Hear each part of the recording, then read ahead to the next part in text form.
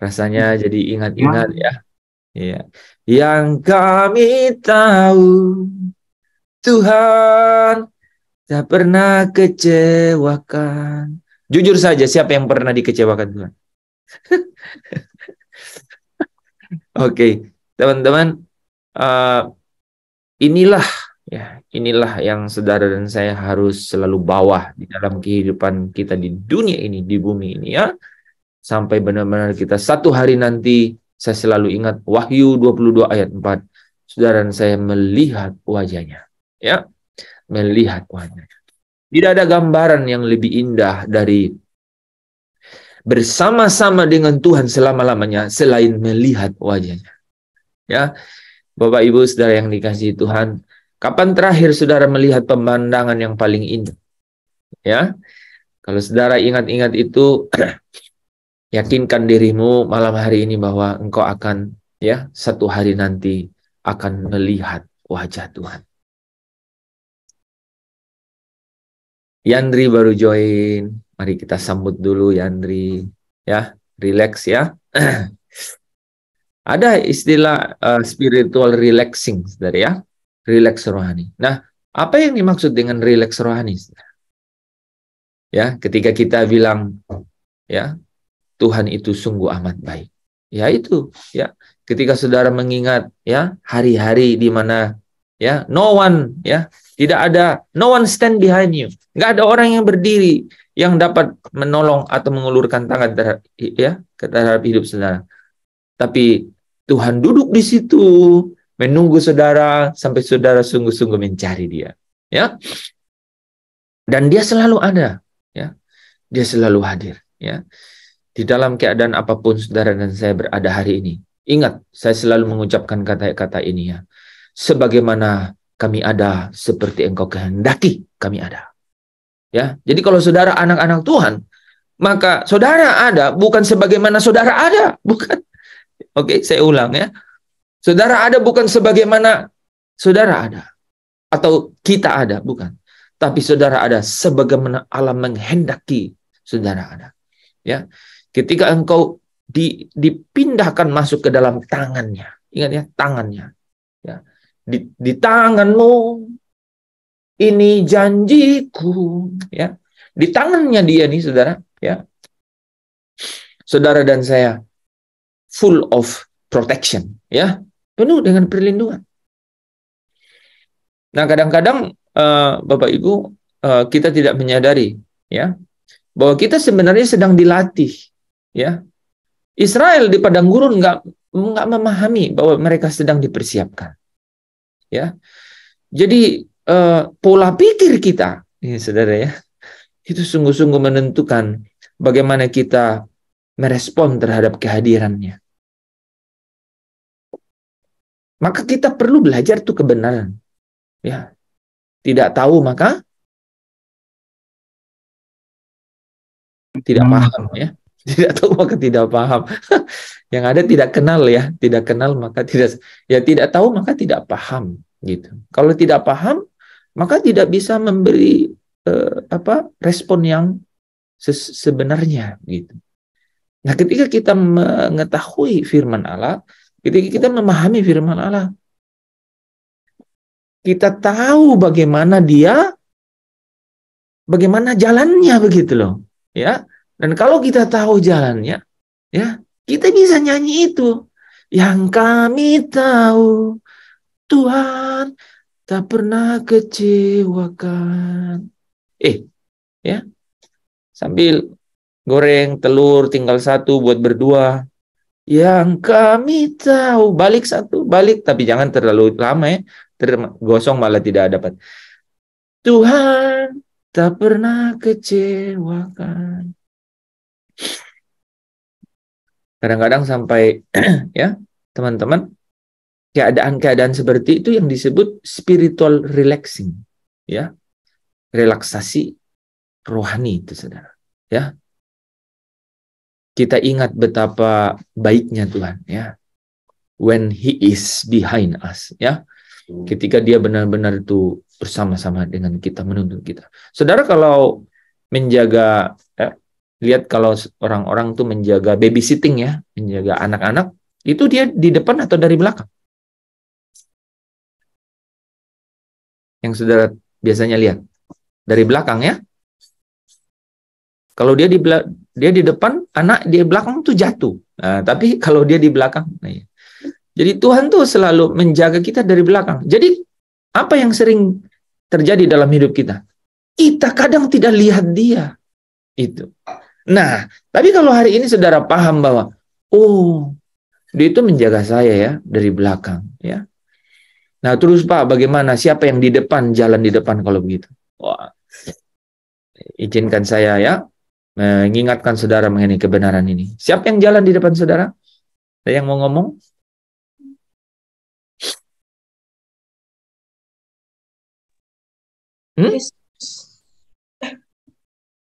Iya, karena saya tadi ketiknya di apa? Ketiknya tadi di chat itu ya. Yesus berjalan di depanku.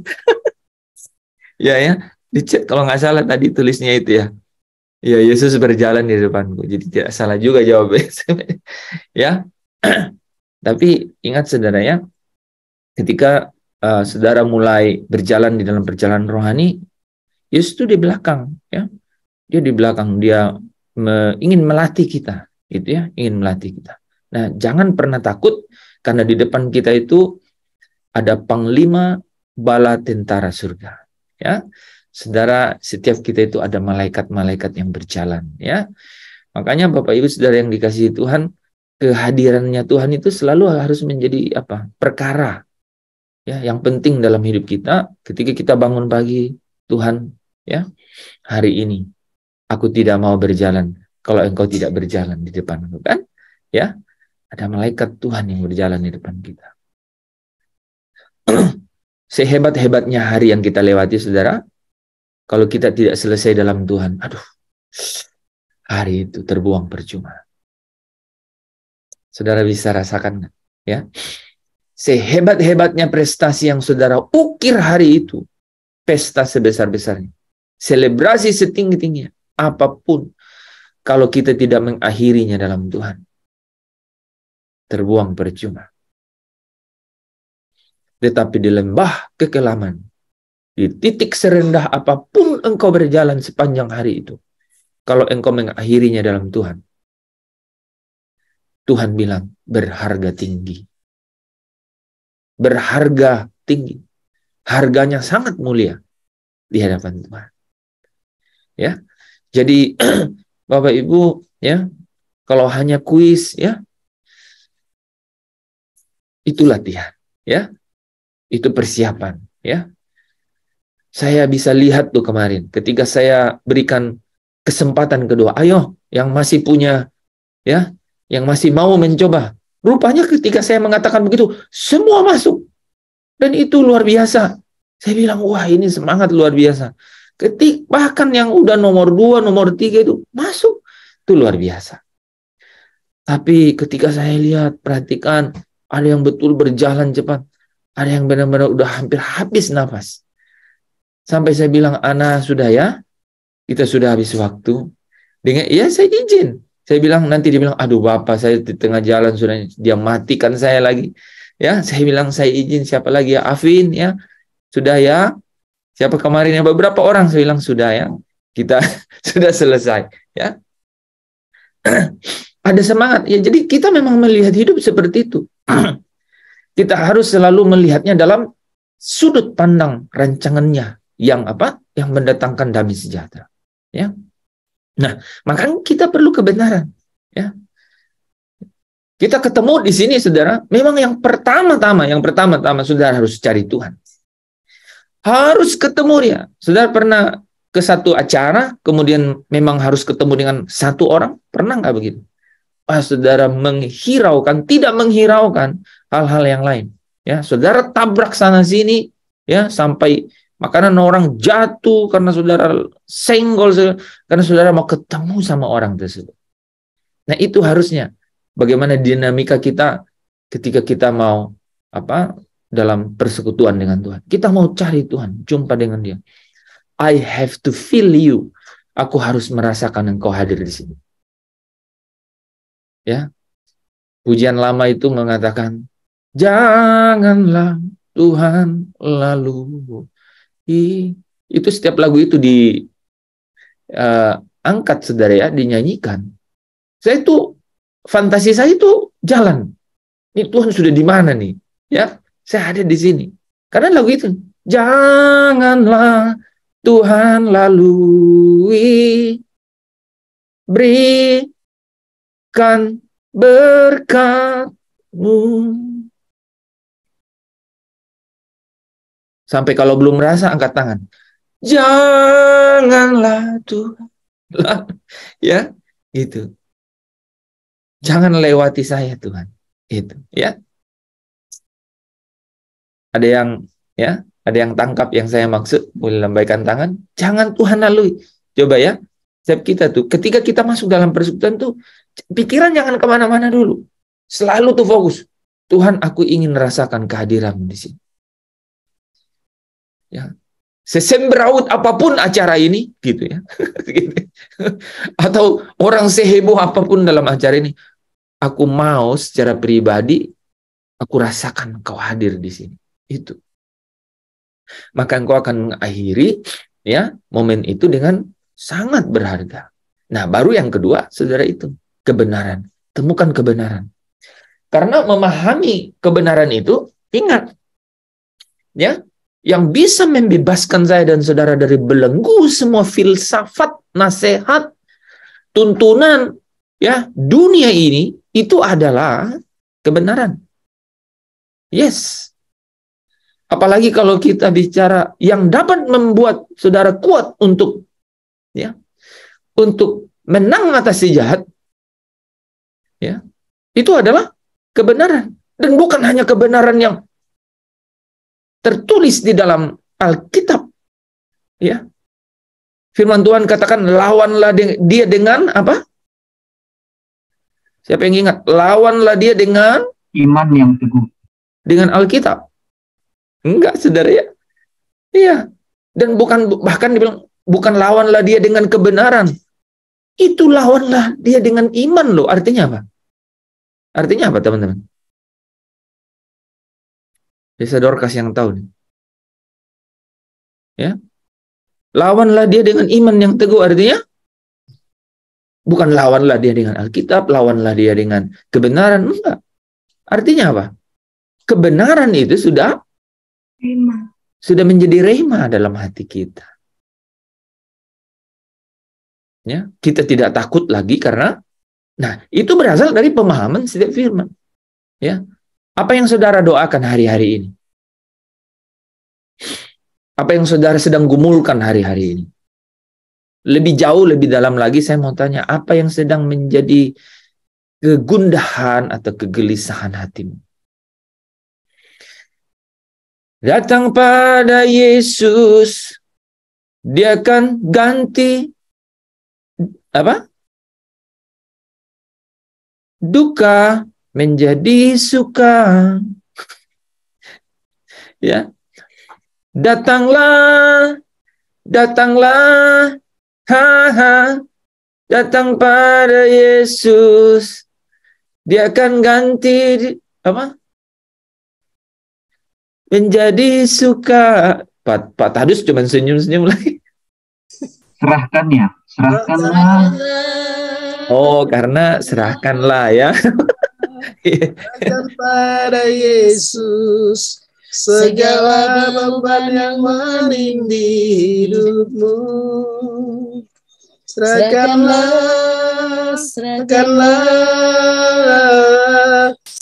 pada Yesus. Dia akan ganti segala duka menjadi suka. Amin, amin, amin, amin. Siapa yang diberkati dengan pujian itu, lambaikan tangan.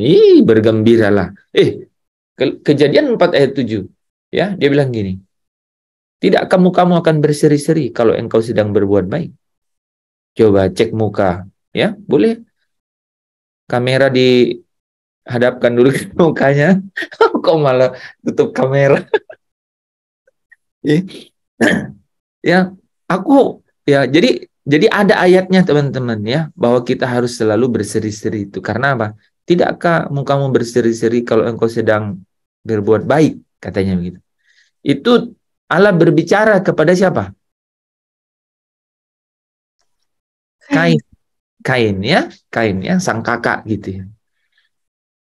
Gitu. Tidakkah engkau berseri-seri kalau engkau sedang berbuat baik, katanya ya. Oke. Jadi saya rindu Bapak Ibu, teman-teman semuanya ya. Ini seperti acara setiap malam rutin gitu ya, tapi ya mari kita duduk semeja sekali lagi malam hari ini dulu untuk saling sepakat gitu ya. Bahwa kita ini setiap hari ini tidak mudah melewati dunia ini. Dan itu buat kita bukan rahasia kan? Alkitab sudah menyingkapkannya buat kita ya. Kita lewati ya setiap perjalanan ini itu pasti penuh dengan apa, Saudara? Pertama, Pak, penuh dengan cobaan. Yesus pertama kali ya, ketika Allah berkata, inilah anakku yang kukasih kepadanya lah aku berkenan, maka dia dibawa roh untuk dicobai. Ya, Saudara. Kemana, Saudara? Ke mall? Ya? Ya? Ke pinggir pantai? Tidak. Tidak. Ya, tidak sama sekali. Ya. Tapi ke padang gurun, Saudara. Matius pasal 4. Matius pasal 4, ke padang gurun. Berdamailah dengan keadaan itu. Ketika engkau berdamai dengan situasi itu, Tuhan tahu persis cara-cara dan dia punya banyak cara untuk membuat engkau bersuka cita dalam hati. Ya. Ya, saya mau katakan malam hari ini, sepanjang hatimu itu bersuka cita. Jangan repot dengan masalah yang lain. Biarkan orang lain yang repot dengan semua masalah itu. Ya. Jangan repot dengan bagaimana cara orang melihat, memandang dirimu, ya. Asalkan di dalam hatimu itu damai sejahteranya, sukacitanya tetap melimpah. Amin, Saudara. Siapa yang mau memilih malam hari ini bilang, asalkan hatiku penuh dengan sukacita dan damai sejahtera, aku tidak mau repot dengan cara orang melihat aku. Ya, boleh lambaikan tangannya. Iya. Itu namanya deklarasi rohani. Ya, Saudara harus selalu deklarasikan tiap hari. Ya, ingat ya, jangan-jangan karena pelajarannya kita udah lewatin, Saudara bangun bukan cuci muka, bukan cuma ambil sandal, langsung lari keluar pagar. Ya, sampai dosen bilang, lupa pakai sandal datang ke kampus ini. Ya, Saudara ambil waktu. Ya, apa katanya? Be still. Ya, be still. Ya. Be care, bukannya, Saudara ya. Be sincere ya. Datang dengan apa adanya kepada Tuhan ya. Open heart ya, dengan tulus gitu ya, terbuka ya. Tidak bertele-tele, be simple ya. Bersaja sederhana datang pada Tuhan. Jangan pernah lewatkan waktu-waktu seperti itu ya dengan Tuhan ya. Itu Saudara tahu cas untuk isi ulang ya, mengisi ulang baterai handphone Saudara, tahu kan di mana kan? Tahu persis tuh. Nah, kalau Saudara tahu itu, kita semua harus tahu ya di mana kita bisa mengenyangkan rohani kita, mengenyangkan batiniah kita. Itu kita datang pada Tuhan ya. Ada orang yang lebih suka dengan menu-menu motivasi. Bapak Ibu, itu seperti kerupuk. Pernah makan kerupuk? Rasanya enak tapi nggak kenyang-kenyang. Gitu. Ya. Makan rohani kita itu, Saudara ya, yang utama itu adalah benar-benar hal yang dapat apa? Engkau tidak akan haus lagi. Engkau tidak akan haus lagi. Ya. Bahkan dia bilang, engkau tidak akan lapar lagi. Ya. Roti yang kuberikan ini, katanya, akan membuat engkau kenyang. Siapa yang mau kenyang dari Tuhan? Itu. Ya. Makanlah kebenaran. Ya. Sampai Yesus bilang begini, ini akhirnya saya sampai kepada apa yang saya mau sampaikan setelah beberapa menit, saudara ya. Yesus bilang begini, makananku adalah melakukan kehendak Bapa dan menyelesaikan pekerjaannya. Wah, itu luar biasa. Jadi, pertama apa tadi? Kalau kita dalam persekutuan seperti ini, apa yang paling penting dalam persekutuan seperti ini? Apa yang paling saudara cari harusnya? Ana apa yang Ana cari dalam persekutuan seperti ini, Ana? Ya, kayaknya dosen marahin ko tadi siang. Iya, Ana, nggak apa-apa kan? Nggak ada apa-apa kan? Tidak apa-apa. Oke, ya, apapun, ya, apapun juga. Gimana tuh Pak Tarus? Apapun juga menimpamu, Tuhan menjagamu. ya. Oke, itu ya teman-temannya, apapun yang menimpamu ingat Tuhan menjagamu, ya. Oke. Ciri pertama buat setan, buat iblis, bahwa saudara ada Tuhan di dalamnya, saudara bersuka cita. Oh, iblis paling senang kalau saudara tidak bersuka cita. Ya. Betul nih saudara ya. Ini cara-cara apa ya? Bukan cara-cara instan loh saudara. Ketika saya bicara begini, ini nggak bisa instan. Caranya hanya satu, ketika apa? Kita mengerti kebenaran, memahami kebenaran, ya, dan kebenaran itu memerdekakan kita. Ya. Tidak ada ini, ya, memang tidak ada cara lain, ya saudara. Kita harus selalu memproklamasikan, ya. Nah, jadi yang pertama tadi apa? Kalau kita dalam persekutuan seperti ini, ya, coba yang lain, coba apa tadi? Apa yang saudara harus paling cari apa? Kira apa? Siapa tadi?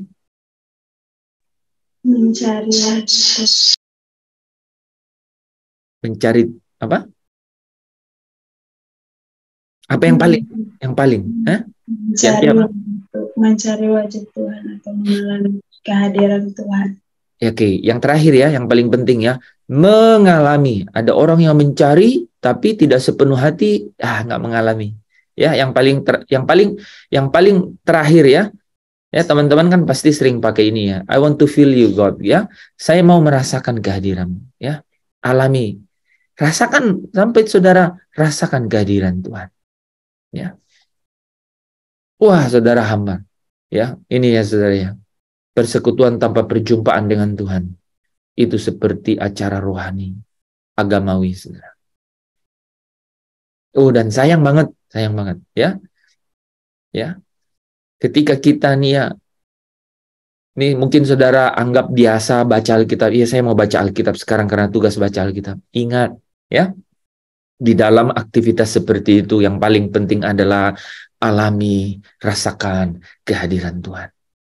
Ketika kau pegang tuh Alkitab, ketika kau mulai buka ayat-ayatnya, pertama di sepanjang bacaan Alkitab itu selalu ingat, rasakan kehadirannya. Semakin lama kau menikmati kehadirannya itu, saudara tahu nggak? Selama itulah engkau dapat diisi ulang, diberi makan dari manna surgawi, dari taman Firdausnya Tuhan. Tidak ada kekuatan yang di luar itu, yang lebih dari itu, yang tidak dapat tergoncangkan segala. Ya, boleh apapun yang terjadi, situasi yang ya, hasil-hasil apa yang kita boleh terjadi, tapi ingat ya, coba saudara cari ini, saudara alami ini ya. Apapun aktivitas rohani yang saudara terlibat di dalamnya, ya, malam hari ini gitu ya. Wah, saudara ini nggak gampang datang ke sini kan? Saudara harus ya merelakan kuota-kuota saudara yang untuk TikTok ya. Saudara hadir di sini itu perjuangan ya, dan Tuhan senang. Ya. Dalam persekutuanmu dengan Tuhan itu jeripayahmu itu tidak pernah sia-sia. Bapak Ibu, tidak satu pun ya dari aktivitas kita itu luput dari catatan malaikat. Jadi kalau malaikat yang sama yang harus bawa kita pulang ke Firdaus, ke pangkuan Abraham, Ya, kita harus hati-hati, saudara ya. Catatan-catatan kehidupan ya. Jejak digital di bumi ini bisa dimodifikasi, ya. Tapi jejak hidup petualangan anak Allah semua tercatat dalam catatan malaikat ya. Jadi Bapak Ibu ingat ya, catatan yang paling diberi highlights ya oleh malaikat itu adalah ketika kita merasakan kehadiran Tuhan ya dalam setiap ya aktivitas rohani. Yang kedua tadi apa? Yang kedua apa yang kita harus selalu cari di dalam persekutuan atau aktivitas rohani?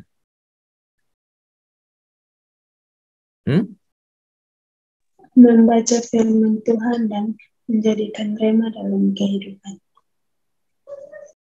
Oke, ada yang mau jawab yang lain? Kebenaran. Oke. Satu kata tapi langsung masuk di hati. Ya, bagus sekali ya. Tadi apa? Rasakan Tuhan, yang pertama ya, kehadirannya. Jadi Anda boleh cari, terus orang bilang, untuk apa dalam persekutuan? Memuji Tuhan. Belum nyampe itu. Untuk apa datang dalam persekutuan? Menyembah Dia. Belum nyampe itu. Tapi kalau saudara sampai bilang, I want to feel God, saya mau merasakan kehadirannya. Tidak mungkin tanpa lewat pujian. Tidak mungkin tanpa lewat penyembahan. Tidak mungkin dapat dilakukan merasakan Tuhan itu tanpa motivasi yang benar. Nggak mungkin. Tuhan nggak mungkin dapat ditipu. Sekalipun kita ahli tipu. Ya, gitu ya. Nggak mungkin. Nggak mungkin. Tapi kalau saudara seperti anak kecil yang polos gitu ya, datang pada dia, ya, saya mau peluk papa. Wah, ini saudara ya. Kalau saya jemput anak saya di sekolah itu, saya pelukkan, itu banyak yang cemburu, saudara. Sampai tadi dia cerita, saya tuh bukan dibully sih ya. Saya tuh dicerita gitu sama teman-teman bahwa, oh kalau dia itu selalu diini sama papanya gitu ya. Nah, saudara, coba kita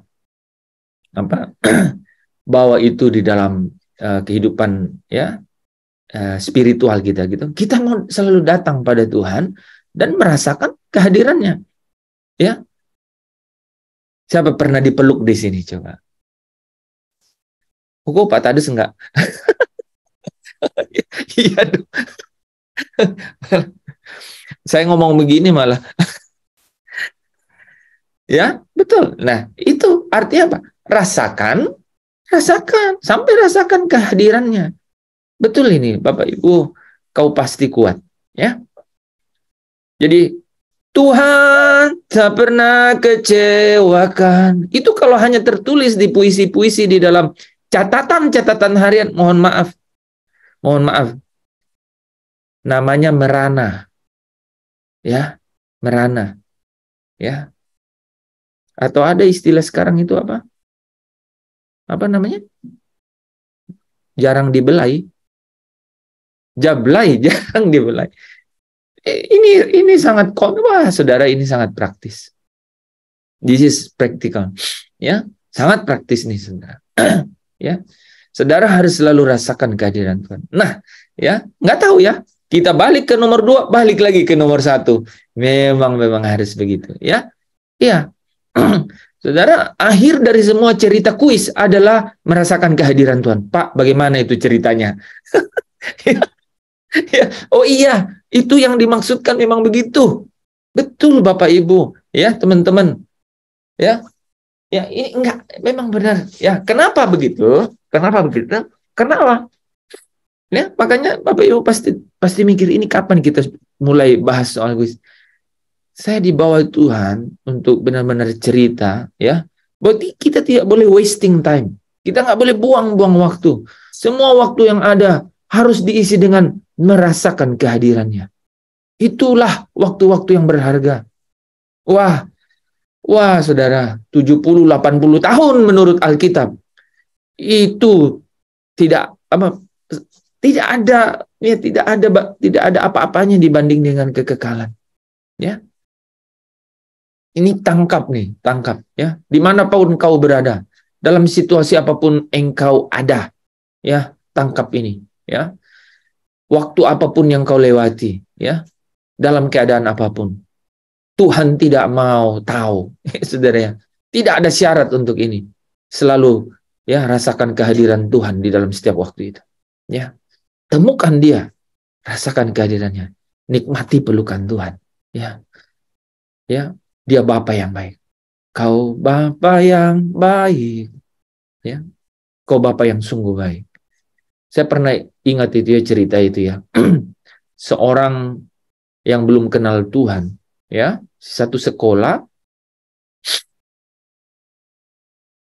dia memang ada di sekolah di mana sekolah itu adalah banyak anak-anak Tuhan, tapi ketika satu pujian itu dinaikkan ya, Bapa engkau sungguh baik gitu ya, air matanya mengalir. Dia tidak kenal Tuhan, nggak kenal Tuhan. Air matanya mengalir.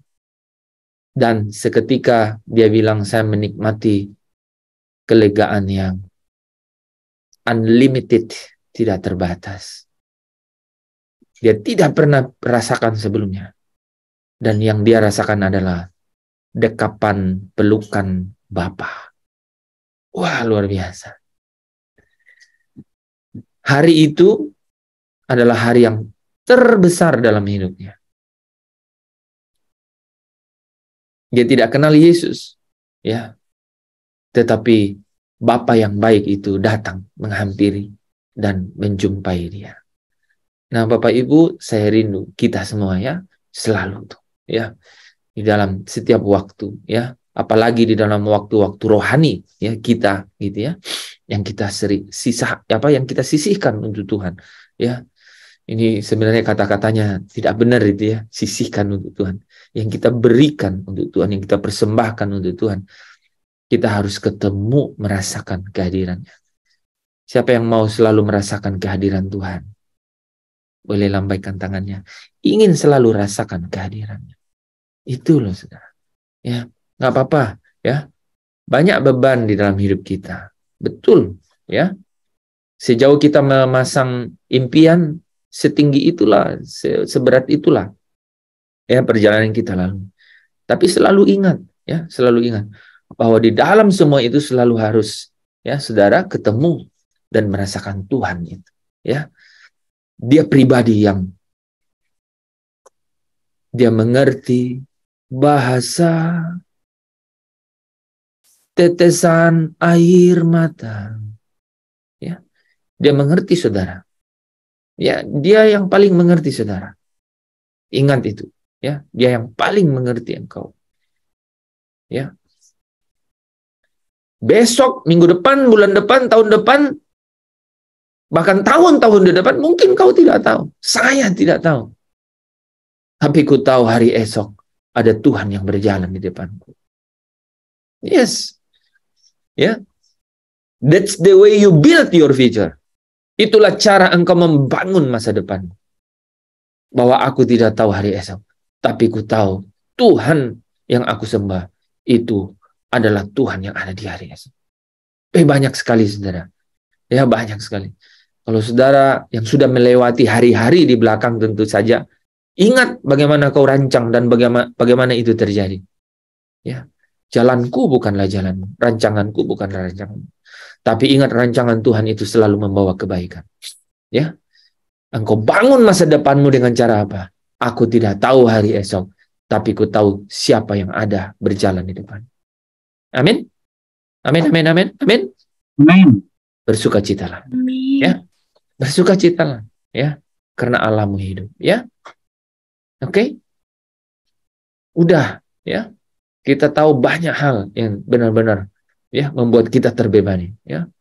Tapi ingat, ya, sehebat-hebatnya kita masuk ke dalam dan mau mencoba untuk membereskannya sendiri, semakin itu menjadi kompleks dan ruwet. Saudara, benar nggak?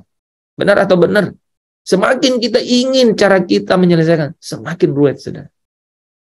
Tapi semakin kita katakan, aku berserah, aku berserah pada Yesus Juru selamat, aku berserah. Engkau dapat kekuatan. Engkau ingat ya, kalau Tuhan yang selesaikan, itu benar-benar selesai. Tidak meninggalkan homework atau PR, ya, yang kau harus selesai. Tuhan selesai. Nah, Bapak Ibu, yang kedua tadi ya, menohok di hati, kata Mira, kebenaran. Ingat saudara ya, kebenaran. Kenapa kita bilang kebenaran ini menjadi sesuatu yang luar biasa? Karena dia bukan kata-kata mati di dalam Alkitab tertulis atau di dalam gadget kita tertulis. Bukan. Dia adalah kata-kata yang hidup, berkuasa. Ingat, kata berkuasa. Bukan terdiri dari perkataan, tapi terdiri dari kuasa. Itu kuasa. Ya, jadi artinya apa? Punya kekuatan. Yesus katakan, ada tertulis. Saudara, jadi kebenaran itu bukan kata-kata. Jadi saudara, kalau engkau sedang benar-benar dalam keadaan yang letih, lesu, berbeban berat, benar-benar seperti kau kecewa dengan Tuhan, ingat ini. Perkatakan saja. Perkatakan saja. Ya. Yesaya 55 berkata bahwa tetapi firman itu katanya tidak akan kembali dengan sia-sia. Firman yang keluar dari mulut Allah tidak kembali dengan sia-sia. Tetapi apa? Akan mengerjakan apa yang Dia kehendaki dan akan berhasil pada apa yang disuruhkan kepadanya. Katakan amin. Ya, amin ya. Ya, jadi firman itu, kebenaran itu, saudara ya, kebenaran itu luar biasa. Ya, Yesaya 55 ayat yang ke-10 dan 11. Ya, kebenaran, betul saudara ya. Tadi Mira katakan kebenaran. Jadi kebenaran itu selalu saudara pada saat menyentuh saudara, wah ini sesuatu yang hidup. Dia berkuasa. Dia berkuasa. Kalau saudara butuh hikmat, ya Ibrani 4 ayat 12 katakan, firman itu kuat dan tajam. Dia dapat memisahkan, memilah ya, hikmat manusia dengan pikiran-pikiran, perasaan hati, pikiran. Dia bisa memilah. Ya, saudara bisa ini dari hati saya atau perasaan saya atau ini ada, saudara dia bisa memilah, memisahkan itu.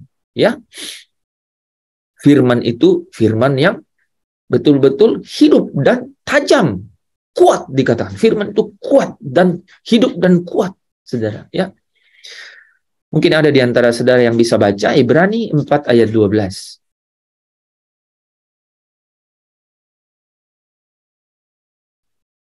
Baca sudah 12-13. Baca sudah 12-13. Ibrani 4 ayat 12. Sebab firman Allah hidup dan kuat dan lebih tajam daripada pedang bermata dua manapun ia menusuk amat dalam sampai memisahkan jiwa dan roh, sendi-sendi dan sumsum. Ia sanggup membedakan pertimbangan dan pikiran hati kita. Amin. Luar biasa ya. Waktu dia bilang dia bisa memisahkan jiwa dan roh. Itu menarik saudara. Jiwa itu pikiran dan perasaan. Ya, bisa saja perasaanmu seperti apa, di dalam pikiranmu analisa seperti apa. Tapi ingat, roh itu kuat, saudara ya. Makanya Yesus katakan, janganlah gelisah hatimu. Dalam bahasa tafsiran lain, katakan begini, saudara. Jangan biarkan hatimu itu ya terbelenggu oleh kegelisahan, gitu. Gelisah itu timbul pertama kali dari pikiran. Ketika kita bimbang, kita jadi mulai gelisah. Ya. Tapi dia katakan, biarlah itu ada di situ, tapi jangan sampai ke dalam hatimu. Nah, hati ini ya pertahanan terakhir, ya. Ya. Hati ini harus dijaga dengan segala kewaspadaan, ya. Dari hatimu lah terpancar apa? Kehidupan. Gitu. Jaga hati, ya. Jagalah hati, ya. Jangan kau nodai, ya. Jaga hati, ya. Saudara, ya.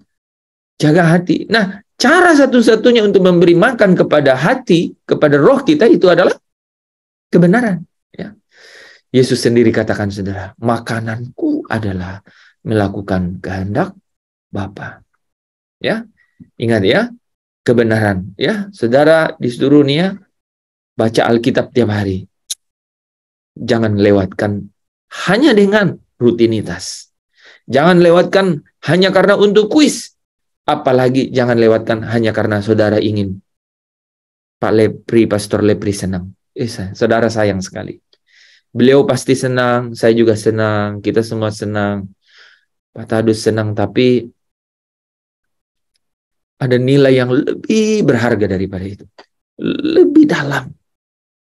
Mungkin saya, saudara, sudah tidak ingat lagi. Mungkin tidak ingat siapa-siapa lagi yang ada dalam Zoom ini. Tapi firman yang saudara pernah ketemu itu di dalam waktu-waktu di mana kita baca ini masih menemani engkau. Masih bersama dengan engkau. Masih bersama dengan engkau. Betul, ya. Ingat kata-kata saya ini, saudara. Saudara pasti akan ya diberkati bahwa kebenaran itulah yang memerdekakan. Kebenaran itu kuat, ya. Kebenaran itu hidup, ya. Dia akan menyertai saudara, ya, dalam keadaan apapun. Dan Yesus bilang, bukan hanya melakukan kehendak Bapa, tapi apa katanya? Menyelesaikannya. Nah, ini terakhir saudara ya. Menyelesaikannya. Jadi, ada yang menarik di masalah menyelesaikan ini. Ya. Jadi, Yesus katakan menyelesaikan pekerjaan Bapa. Nah, kalau Yesus, saudara, yang dikatakan pertama-tama Yesus adalah yang sulung dikatakan, ya, maka kita datang sebagai orang yang punya karunia sulung roh. Kita menjadi yang sulung-sulung di antara orang-orang yang lain nih, saudara ya. Kita menjadi, kenapa saya katakan sulung, saudara? Apa arti kata sulung? Ada yang ingat? Ahli waris. Oke. Ahli waris artinya? Anak-anak Allah. Ya, artinya? Satu kata lagi. Keterima janji Allah. Berhak menerima janji. Ya, keterima janji Allah dari kaum Yehuda. Ya, jadi yang menarik di situ adalah, jadi kita menerima janji. Ya, jadi sulung. Betul sekali tadi, sulung itu artinya ahli waris. Ya, kenapa setiap orang disebut sulung, karunia sulung? Karena orang sulung yang terima janji. Itu hukum Yahudi. Ya, terima janji. Ahli waris. Ya, ahli waris. Dan itu artinya dia terima janji. Ya, oke. Nah, ya, saudara, Allah mau, saudara ya, saya dan saudara itu sama seperti dia, ya, yang sudah menjadi teladan. Kita harus mengikuti jejaknya, kan? Itu menyelesaikan pekerjaannya. Nah, Kristus menyelesaikan pekerjaan, ya, sesuai dengan kehendak Bapa. Nah, saya dan saudara harus menyelesaikan pekerjaannya. Bapak Ibu, sangat berbeda loh, ya, kalau kita memahami ini bahwa oh, menyelesaikan pekerjaan Allah itu seperti apa ya? Ya. Saudara harus melihat dan memandang dari bagaimana Tuhan sesungguhnya mau itu terjadi dalam hidup saya dan saudara. Ya. Yesus bilang, aku dapat menjadikan anak-anak Abraham dari batu-batu ini. Jadi, bukan karena saudara dan saya itu harus ada karena Tuhan perlu assistant atau bantuan, saudara. Sama sekali bukan dirancang seperti itu. Ya. Tapi Allah merancangnya apa, saudara? Allah merancangnya dengan kalimat Allah bekerja, ya, di dalam segala hal untuk mendatangkan kebaikan.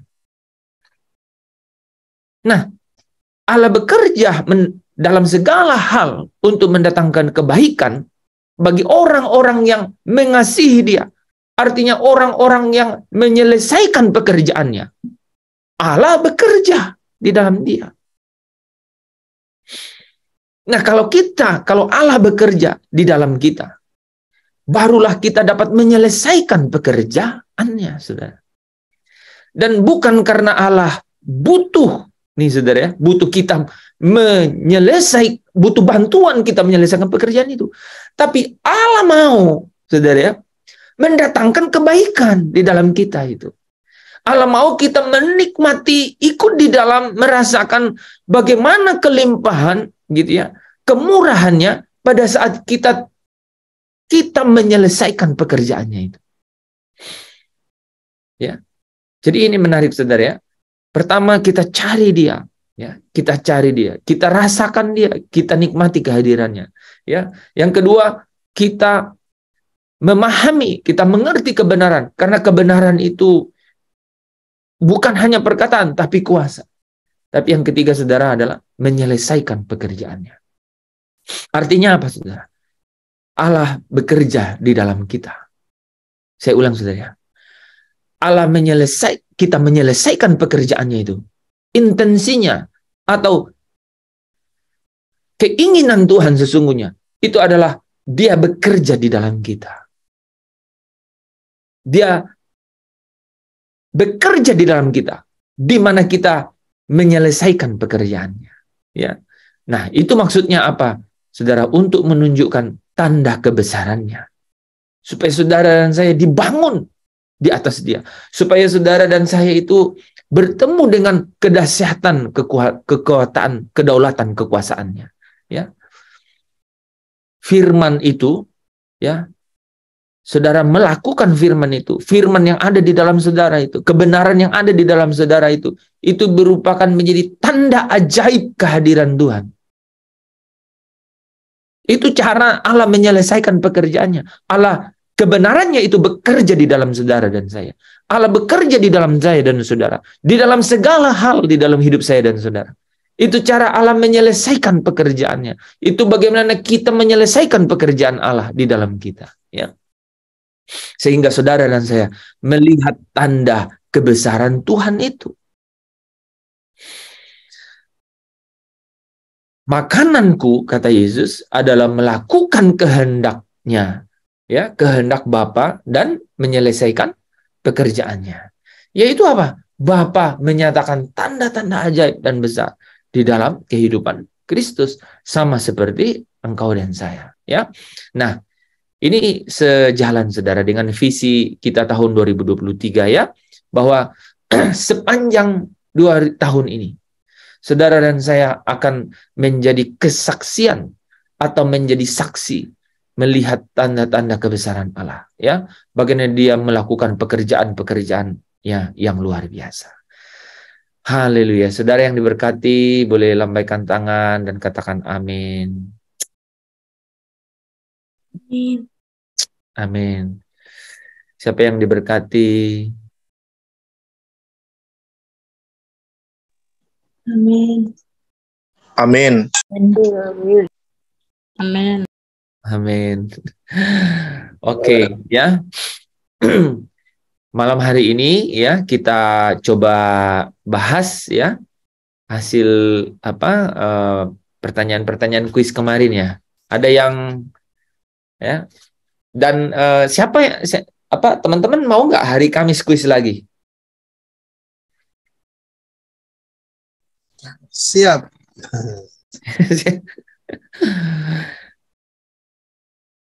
Enggak, kita ya mungkin kita tanya Ana dulu. Ana mau hari Kamis kuis lagi? Soal sama persis?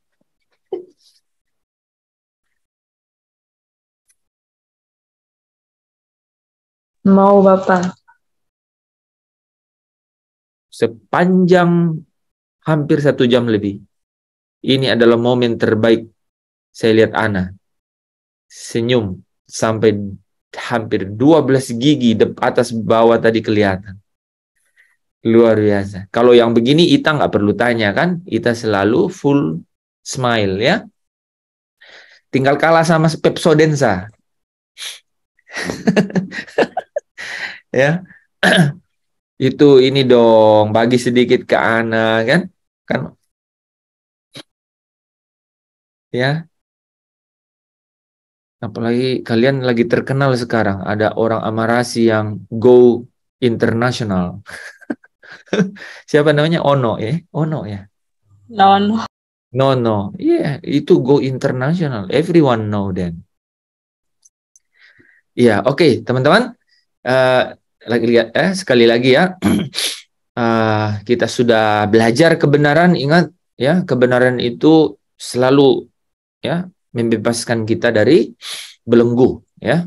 Saya selalu bicara itu karena permasalahan utama kita di dalam pertandingan iman itu apa?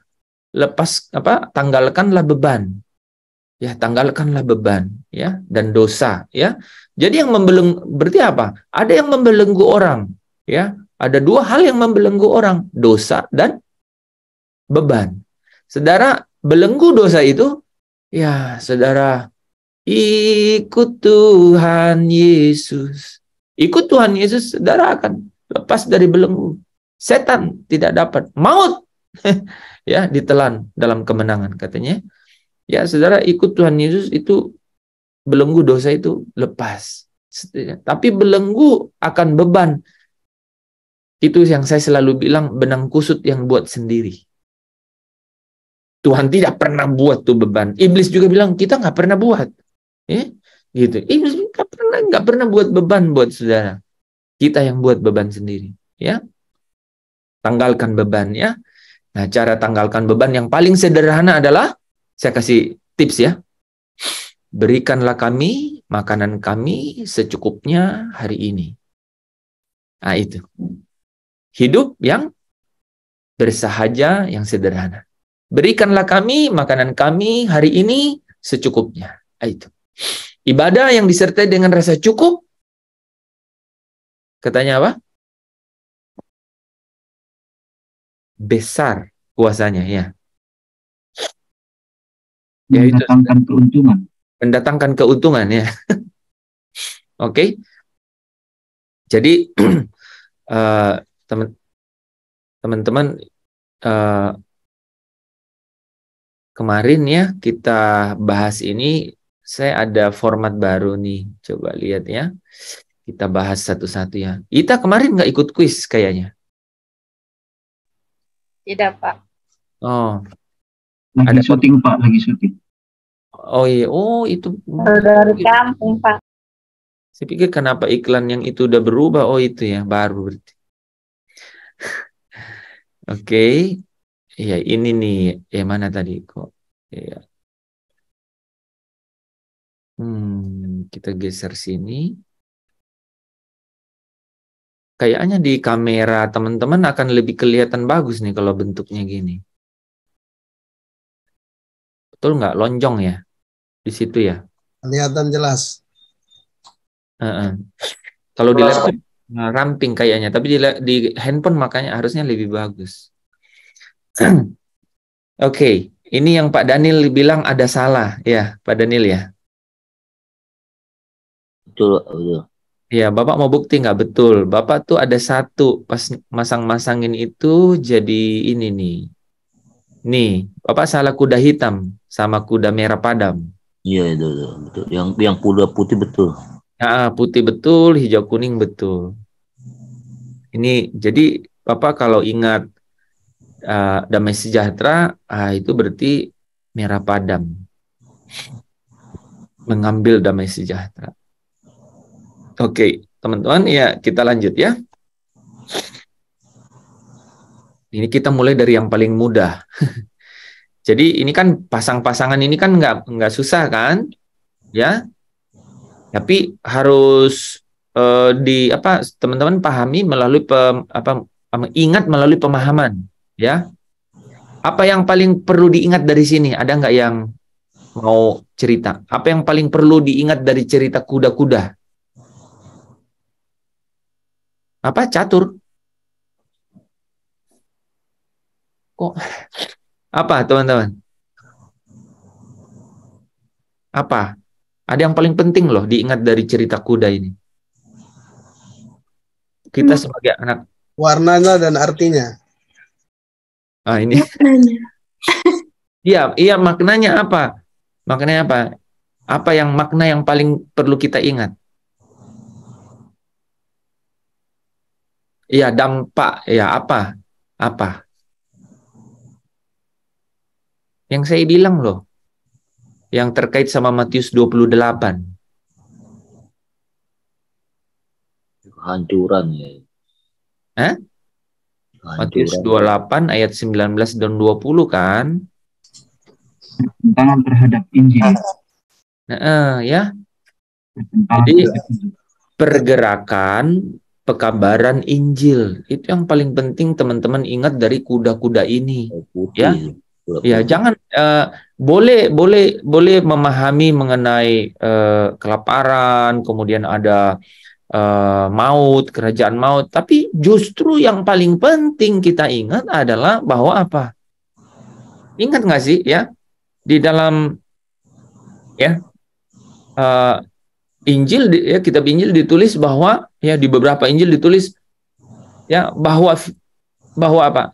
Injil kerajaan ini ya diberitakan sampai ujung bumi, barulah tiba kesudahannya. Ya. Dan itu digenapi dengan pembukaan materai pertama.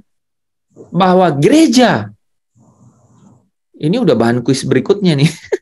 Gereja, pemahaman yang lebih dalam. Kan kemarin saya cuman ngomong warna-warna, terus apa gitu ya, tagline-nya, tema. Tapi bahwa gereja, umat Allah, orang percaya, siapa itu? Saudara dan saya, itu diutus ke seluruh dunia untuk sampaikan kekuatannya Allah untuk melepaskan orang dari belenggu, yaitu Injil.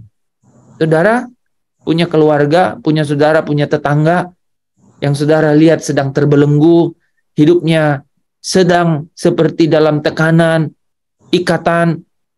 Saudara tahu nggak apa yang saudara harus bawa? Injil yang harus datang saudara bawa kepada mereka. Itu yang akan membebaskan mereka. Ya, saudara kasih beras satu karung, ya, 2 bulan habis, 3 bulan mungkin habis. Kasih uang berapapun habis. Oh, datang kabarkan Injil kekuatan Allah, dia akan membebaskan orang itu dari belenggu. Ya, yang paling kita harus ingat, ya, kuda putih itu adalah gereja, umat Allah, orang percaya, saya dan saudara sedang ya diutus ya ke dunia ini untuk apa? Untuk membebaskan orang dari belenggu. Belenggu apa? Belenggu dosa dan belenggu beban hidup. Injil adalah kekuatan Allah untuk membebaskan orang. Ya, itu yang saudara harus ingat ya dari perumpamaan dari meterai yang ya meterai mengenai kuda ini. Kuda putih. Kuda putih pakai busur panah. Ya, sebenarnya terjemahannya busur karena ya, busur panah dan anak panah. Oke. Busur panah, ya busurnya artinya tempat untuk untuk memantik ya panahnya kan. Jadi busur panah dan anak panah ya. Artinya membawa busur panah, artinya tidak dengan kekerasan gitu ya. Tidak dengan pertikaian atau perseteruan, enggak gitu ya. Tapi dengan kasih ya. Dengan kebaikan gitu ya. Dengan kelemah lembutan gitu ya. Seperti Yesus katakan kan, belajarlah daripadaku ya, Matius 11 ayat 29. Belajarlah daripadaku karena aku ini lemah lembut dan rendah hati. Ya, aku ini rendah hati dan lemah lembut, dan belajarlah daripadaku ya. Maka engkau akan dapat ketenangan jiwa gitu ya. Jadi kita belajar kebenaran itu, saudara, jiwa kita dulu tenang. Nanti hati kita itu akan menikmati kelegaan ya. Oke. Itu ya. Oke, dan teman-teman tahu kan apa setelah itu? Setelah kuda putih ya melambangkan gereja umat Tuhan pergi ke seluruh dunia, apa yang terjadi? Mereka ketemu dengan konflik, dengan pertikaian, perseteruan gitu ya. Ya, itu langsung itu. Jadi itu impact-nya langsung tuh. Kuda merah padam. Gitu ya. Langsung ketemu. Dan waktu dia ketemu dengan keadaan itu, wah, saudara, sampai dibilang musuh orang adalah seisi rumahnya.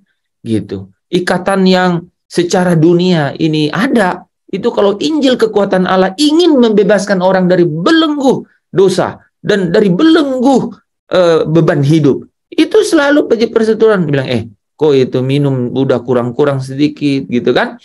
Itu jangan segala macam gitu. Jangan main game terus. Jangan orang jadi bertikai, kok kupikir kau yang urus hidup saya kan gitu. Apa kau yang kasih makan saya selama ini? Udah, hanya kita kelihatan sekali itu. Jadi musuh orang seisi rumah hanya karena ya kebenaran harus Nah, tapi nggak boleh kuda merah padam jadi duluan lagi di depan, nggak bisa. Tetap kuda putih. Ya, baik atau tidak baik waktunya, beritakanlah firman Tuhan. Amin. Jadi kalau saudara ketemu dengan itu, saudara jangan kaget karena itu sudah dinubuatkan bahwa akan ketemu dengan itu. Ya, ya, oke. Dan bahkan akan saudara tahu nggak? Yang namanya beban hidup tadi itu akan ketemu tuh. Jadi belenggu ini akan semakin dicengkeram ya, dunia akan semakin mencengkeram dengan apa? Dengan belenggu beban hidup gitu. Ya, pikir, wah ya orang udah tahu darah Yesus membebaskan orang dari belenggu dosa. Tapi masalah beban hidup dia bisa membuatnya ya. Dia bisa membuatnya dengan apa? Ya kayak COVID kemarin. Wah, orang semua serba sulit kan? Beban-beban hidup orang, keluarga, masyarakat, institusi, ada yang bubar, bebannya bertambah. Ya kan? Transmart nggak tahu, udah banyak yang mau tutup. Nah, beban itu dibuat itu. Saudara nanti kalau belajar yang namanya Babel besar, itu adalah sistem seperti ini. Ya, beban. Ya, dia buat beban. Nah, di kuda hitam dia buat beban kelaparan. Lambangnya timbangan. Supaya apa? Lagi-lagi Injil itu supaya apa? Orang terbebani di situ. Akhirnya orang harus selesaikan masalah apa? Masalah makan minum dulu. Sulit jadinya untuk ketemu Tuhan gitu. Ya, dia buat sedemikian rupa penghalang-penghalang seperti itu. Ya, tidak berhenti. Ya, kuda hijau kuning atau warna pucat dalam terjemahan aslinya ya. Kita karena terjemahan terjemahan baru Indonesia disebutnya kalau pucat itu ya kayak hijau kuning, sebenarnya warna pucat ya. Nah, itu apa? Dikaruniai kuasa untuk membunuh. Ya, dikaruniai kuasa untuk membunuh seperempat bumi. Jadi waktu kan jauh sebelum COVID ini kan saya udah khotbahin kitab Wahyu itu. Saya langsung lihat, waduh.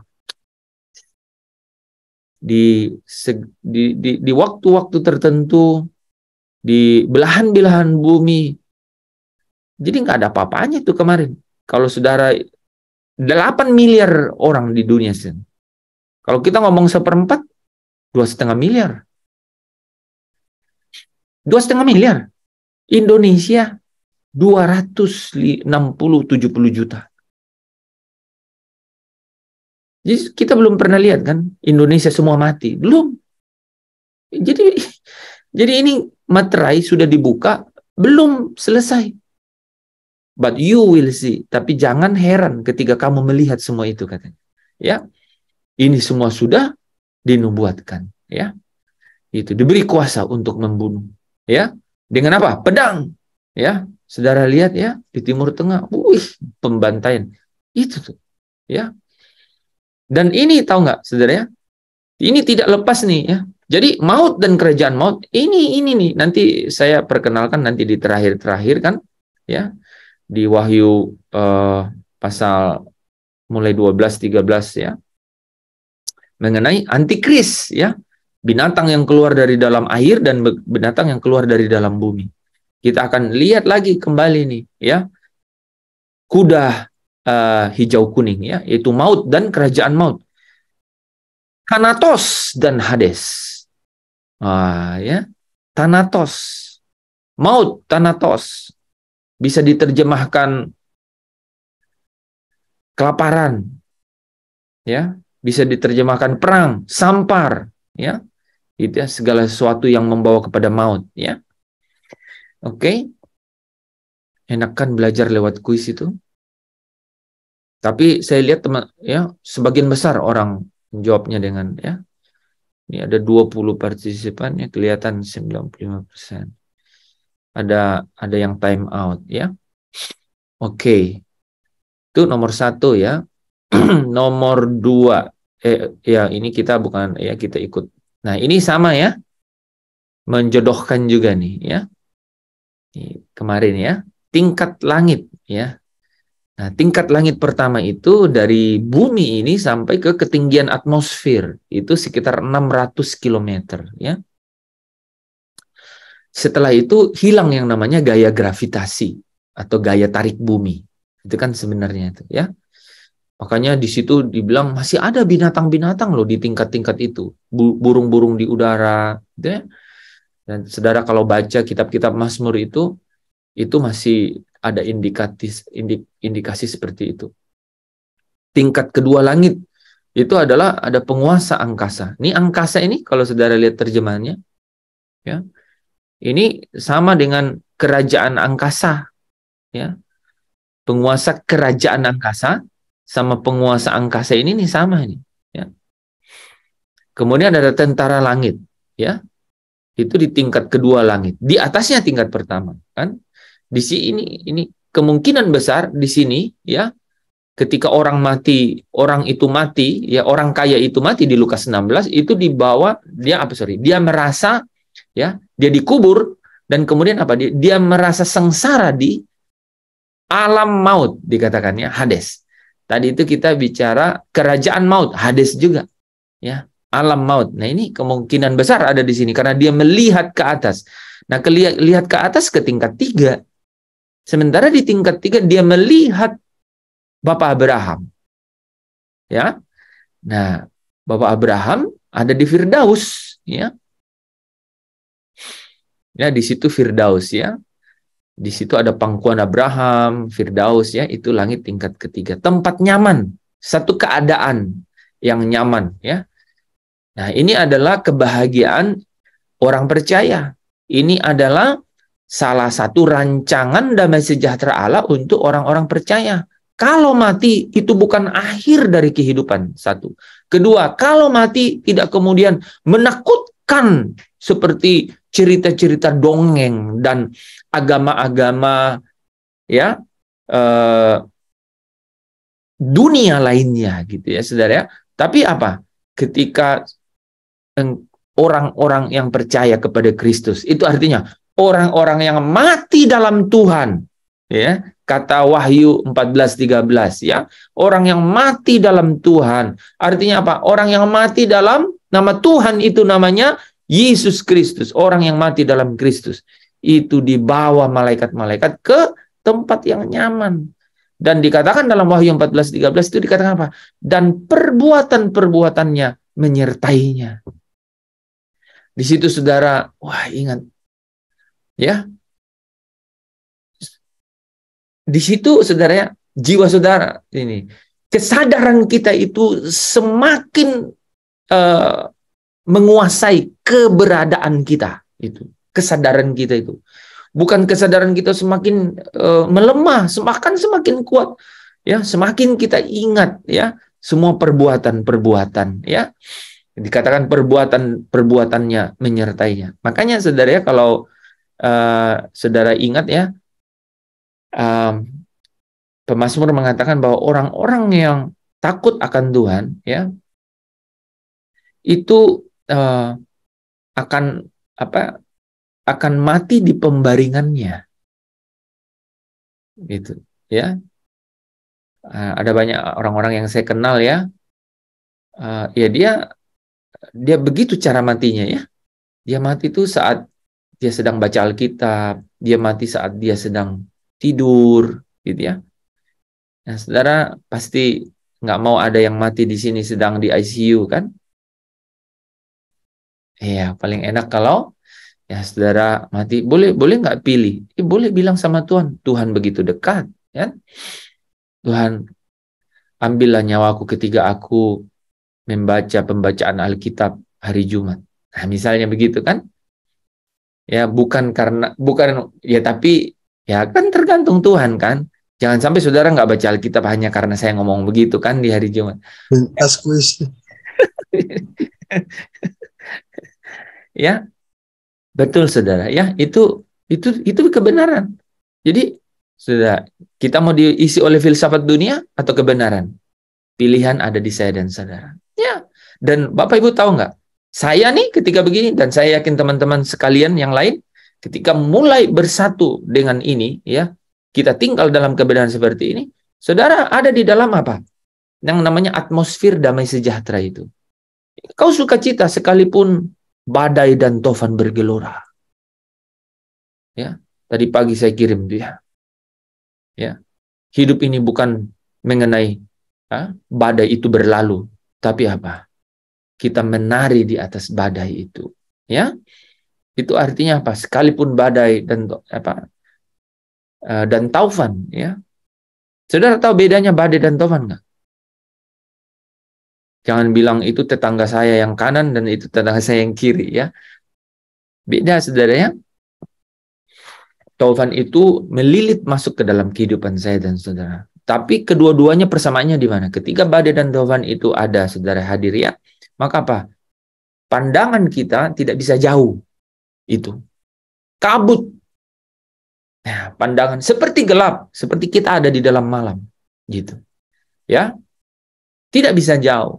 Ya, maka apa? Kita perlu Tuhan. Ya, Tuhan akan menuntun kita. Ya, oke. Kita lanjut ya. Satu lagi ya. Satu lagi ya. Ini ya. Sama ini ya. Sama ya. Bedanya apa ini ya? Bedanya lebih ini ya. Lebih apa? Lebih detail ya. Nih ya, coba lihat ya. Jadi materi pertama itu adalah orang percaya memenangkan jiwa-jiwa dengan Injil nih, saudara ya. Jadi gini. Di Matius 28 itu, Yesus yang bilang kan, pergilah, jadikanlah semua bangsa murid. Itu Yesus yang ngomong. Nah, ingat nggak gulungan kitab ini dari mana? Murid-murid? Apa? Kakak Dorcas? Dari Allah. Kamu pemalu sekali malam hari ini.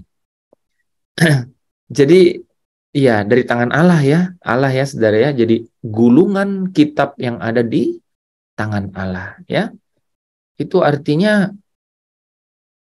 kita bisa rasain loh, saudara. Bahwa, oh bener ya. Injil ini kekuatan Allah. Gitu. Jadi itu tuh meterai itu ada di tangan Allah. Jadi ini wahyunya Allah kepada Yesus Kristus. Itu.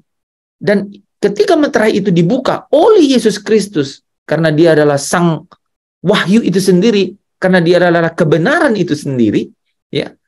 Maka apa, saudara? Ya. Maka ini yang akan menjadi kekuatannya Allah untuk membebaskan orang dari belenggu. Inilah kekuatan Allah membebaskan orang dari belenggu. Jadi, ya, itulah sebabnya kita, ya, gereja, umat Allah, orang-orang percaya itu menjadi apa? Menjadi alatnya Tuhan untuk supaya ini ya, supaya Injil itu sampai ke ujung bumi, barulah tiba kesudahan. Ada yang menarik buat saya di sini ya. Saudara tahu nggak kenapa Yesus belum datang kembali? Mungkin nanti sih baru tahu ya. Ada yang bisa jawab? Karena Injil belum sampai ke ujung bumi. Karena segala sesuatu Ya, belum. itu bisa, ya. Bisa itu kan. Jadi karena Injil belum sampai ke ujung bumi. Tapi banyak orang yang tidak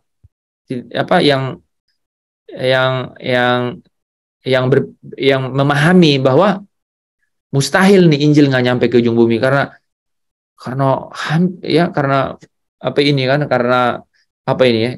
jaringan ya udah menjangkau hampir ke seluruh pelosok kan. Tapi saya pikir-pikir itu tidak mungkin secara manusia kan, karena hari ini saya lihat bahwa Indonesia itu adalah negara kedua di dunia yang punya jumlah suku terbesar. Yang pertama itu Papua Nugini. Indonesia itu bahasa. Indonesia itu sekitar 700 bahasa. Dan setengahnya itu ada di Papua.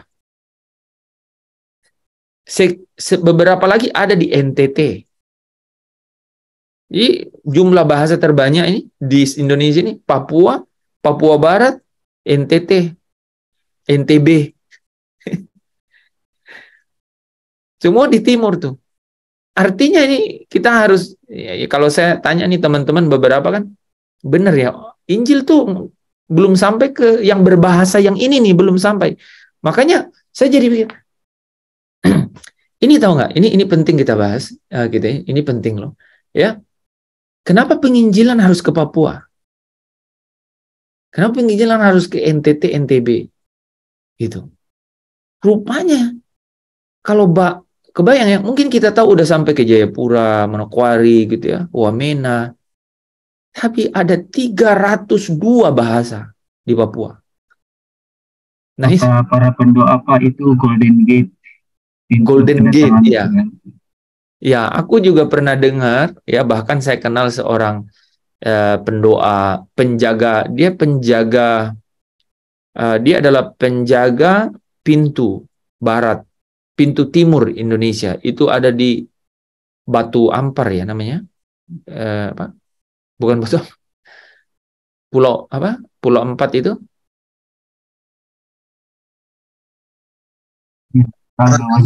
Raja Ampat. Raja Ampat. Ya. Ya, katanya ada di sana, ya. Nah, itu menarik itu, ya. Nah, jadi kalau teman-teman lihat ini ya, memenangkan jiwa-jiwa dengan Injil, jadi materai pertama ini luar biasa ini, ya. Kalau kita sama-sama, nah, teman-teman pada saat kita bicara seperti ini, kita sedang sehati dengan Bapa. Kita sehati dengan Allah tuh. Kita menyatu dengan Dia di dalam apa? Kegerakannya. Makanya saya pakai kata di sini itu adalah kuda putih, itu adalah pergerakan pekabaran Injil. Itu kata-kata yang solid itu. Pergerakan pekabaran Injil. Itulah arti kuda putih. Gitu. Dan itu artinya apa? Gereja, umatnya, orang-orang percayanya, saya dan saudara. Sampai ke ujung bumi. Gitu. Ya. Mudah-mudahan teman-teman, makanya ya, saya tidak berhenti dibilang, saya buat TikTok kan, buat sosial media. Apa? Ya, melalui kesempatan kesempatan ini saya bilang, share dong. Share kemana-mana. Forward gitu. Ya kan? Kan gampang tuh ya. Berapapun kuota yang kau punya. Ya. Share. Ya. Ya, saya lihat sih di TikTok tuh beberapa udah ada ya, share-share gitu ya. Nah, share. Bagaimana cara taunya siapa yang biasa TikTok? Bagaimana cara taunya siapa yang share TikTok kita itu? Bisa nggak? Nggak bisa ya. Kita hanya bisa tahu berapa kali di-share ya. Ya, itu nanti bisa ini ya. Oke, teman-teman, itu yang penting ya dari sini nih ya. Terus materi kedua ya, nih ada pertentangan pada saat Injil itu diberitakan kan nih, kerap menimbulkan konflik yang serius ya, pertumpahan darah dikatakannya. Nah, teman-teman tahu nggak yang nomor 2 ini? Itu ada yang menarik di situ. Kembali ya. Kenapa Yesus belum datang? ya, itu pertama, ya, yang kita tahu ya. Barulah tiba kesudahannya. Nah, tapi begini nih, ya, kesudahannya di sini itu ya, kesudahannya ini sangat penting karena kesudahan di sini itu saya lupa ya tadi malam. Jadi kesudahannya di sini itu ya Tuhan benar akan datang kembali. Yang kedua adalah nanti kita akan ketemu di meterai kelima. Jadi meterai kelima, ya sebentar lagi kan kita masukkan. Meterai kelima itu bicara mengenai Yohanes melihat jiwa-jiwa orang-orang yang mati di penggal kepalanya, ya, karena apa? Karena kesaksian, karena firman Allah dan kesaksian hidup mereka. Nah, ini kemungkinan besar sangat terkait dengan kuda merah padam, gitu. Karena terjadi pertikaian, ya, darah namanya kan, darah. Ada pertumpahan darah di situ. Akhirnya mereka ketemu dengan itu. Tapi tahu nggak di situ apa saudara disebut? Jiwa-jiwa ini berseru kepada Allah. Ngomongnya begini, sampai berapa lama lagi kah engkau tidak membalaskan? Nah itu kata-katanya begitu. Nah itu dijawab oleh surga gimana saudara? Sampai jumlah mereka genap, dibilang. Nah jumlah mereka yang dibunuh sama seperti mereka itu genap. Ini. Nah, siapa yang tahu jumlah ini genap berapa? Nah, masalahnya dikaitkan dengan Matius pasal 7, ya, Matius pasal 7 itu mulai ayat yang ke-9. Itu bicara Yohanes bilang begini, lalu aku melihat sekumpulan orang yang banyak katanya. Tak terhitung banyaknya. Jadi berapa? Aduh, berapa ya banyak? Nggak ada yang tahu. Nah, yang ketiga apa saudara? Kenapa Yesus belum datang? Ini paling lebih mudah nih jawab yang terakhir ini. Tadi pertama, Injil belum sampai ke seluruh dunia, itu artinya ke seluruh bahasa dan suku, ya. Karena pasti kalau bahasanya beda, sukunya beda kan? Iya, benar nggak sih? Kemungkinan begitu ya. Bahasanya beda pasti suku beda kan? Nah, yang kedua adalah sampai genap jumlah orang-orang, ya. Karena tahu nggak, itu saudara serem tuh kalau ngomong yang gitu ya. Maksudnya begini loh. Di sorga itu ada anggur murka. Di atas cawan emas murka. Nah, itu kalau penuh itu tumpah ke bumi. Itu analoginya seperti itu. Itu perumpamaan itu seperti itu, pewahyuannya seperti itu. Ya. Nah, ini adalah isinya apa? Ini adalah doa orang-orang kudus. Ya, jiwa-jiwa yang ada di bawah tahta, coba ya. Jiwa-jiwa yang ada di bawah tahta. Kalau ingat Firdaus di tingkat ketiga di bawah. Berarti di atasnya memang ada tingkat-tingkat. Nah, itu tingkatnya di tahta Allah, di tahta Allah. Berarti pasti tahta Allah memang di atasnya lagi. Tapi yang menarik adalah surga untuk manusia, orang-orang yang di Firdaus ini memang apa? Ya memang belum selesai, ya. Siapa yang tahu kalau belum selesai? Dari mana taunya kalau surga untuk manusia belum selesai? Yesus belum datang. Yesus belum datang. Ya, Yesus belum datang ya. Kembali ya. Jadi jawaban yang ketiga itu Yesus belum datang karena ya dia bilang kalau aku sudah menyediakan tempat bagimu, aku akan datang kembali. Ya. Jangan sampai karena hanya tempatnya Ana yang belum selesai baru terus dia nggak datang. Ya Ana ya. Kita sama-sama ya. Kita sama-sama. Ya, kita tutup dalam doa ya, teman-teman. Bapa, kami tidak pernah berhenti-hentinya mengucap syukur untuk kemurahan, untuk kehadiran-Mu di tengah-tengah kami. Karena itulah kekuatan yang sejati. Benar kami perlu apa yang diperlukan juga oleh bangsa-bangsa. Tapi jauh di dalam hati kami sungguh mengerti bahwa Engkaulah Tuhan yang kami rindukan, yang kami sungguh-sungguh butuhkan, yang kami sungguh-sungguh inginkan dalam hidup ini. Engkau dan Engkau saja. Terima kasih Tuhan, kalau Engkau yang begitu besar, pengendali seluruh jagat, bahkan kehidupan. Engkau menembus alam kematian, tapi Engkau bisa begitu dekat dan sama seperti kami merasakan apa kami adanya. Dan kami bisa menikmati Tuhan. Merasakan dekapan dan pelukan kasih. Terima kasih Bapa untuk segala sesuatu kekayaan yang luar biasa itu. Kami mau dan sungguh-sungguh rindu, ingin dan lebih dan lebih lagi. Limpahi kami dengan pelukan kasih Tuhan dalam hidup kami, supaya